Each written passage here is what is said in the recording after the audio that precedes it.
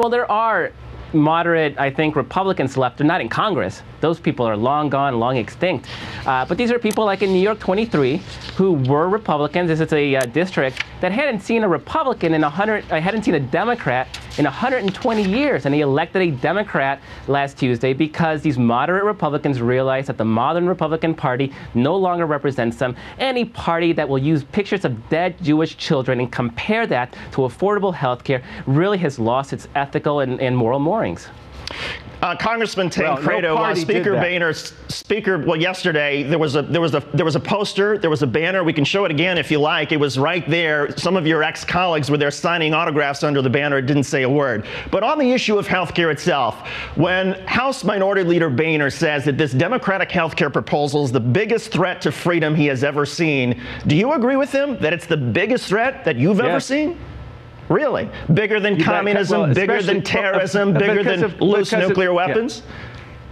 Go ahead. It's a threat because it's coming from the President of the United States, it's coming from the leadership in the Congress, and it is a threat to the American way of life. It is, in fact, socialism. It is, in fact, taking over a huge, huge part of our economy.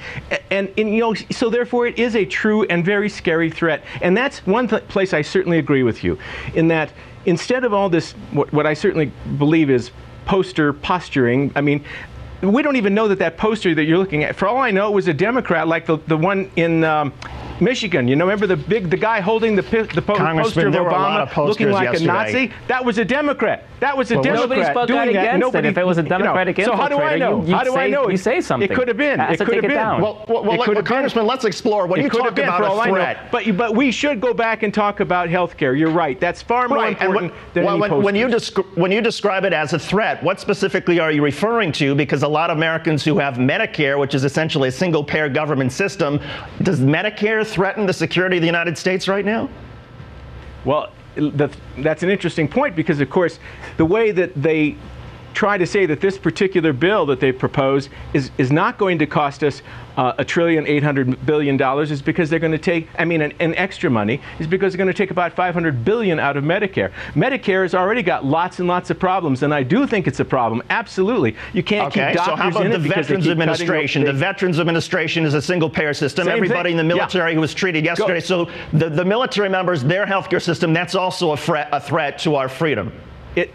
Talk to every veterans group I ever went and talked to complained about the Veterans Administration and the way it was a bureaucratically run program that didn't serve their needs. They would much rather have vouchers that would allow them to go out and buy their insurance in a private marketplace.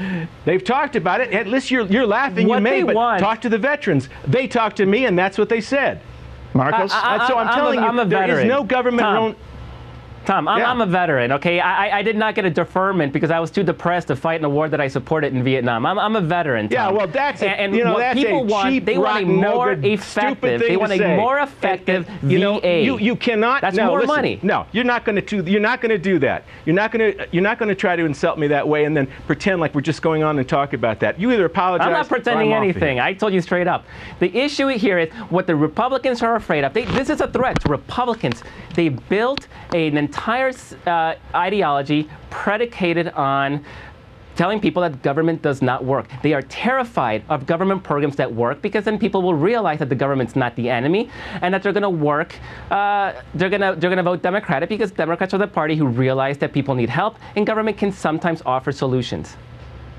Thank you, Markos Moulitsas, and also Congressman Tom Tancredo for the time that he was with us. I think he left a little bit early, but the Congressman is always welcome on the show. We always appreciate hearing his point of view, and it's a feisty one, and that's what we like around here. Markos, thank you as well. One final comment regarding the healthcare situation in this country. The status quo right now is this. 45,000 Americans die each year because they don't have health insurance. Our nation ranks 31st in life expectancy, 34th in maternal mortality, and 37th in infant mortality. For one party, one half of our political system to not take this problem seriously and to refuse to offer any real serious solutions is a disgrace. There are legitimate concerns, as the Congressman raised, about deficit spending and the role of the government in tackling our health care problem. But concentration camps and communist takeovers are not among them. For Republican leaders to suggest otherwise is a degradation of the office they hold. And if these elected Republicans think government is so evil, perhaps they should consider another line of work.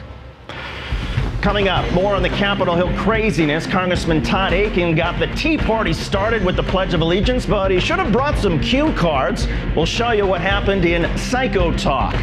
Plus, an exclusive interview with a former Blue Cross Blue Shield frontman. He says he did all the damage he could while employed as their spokesjerk. That's coming up in the playbook. All that plus Daily Show creator Liz Winstead is in the house tonight.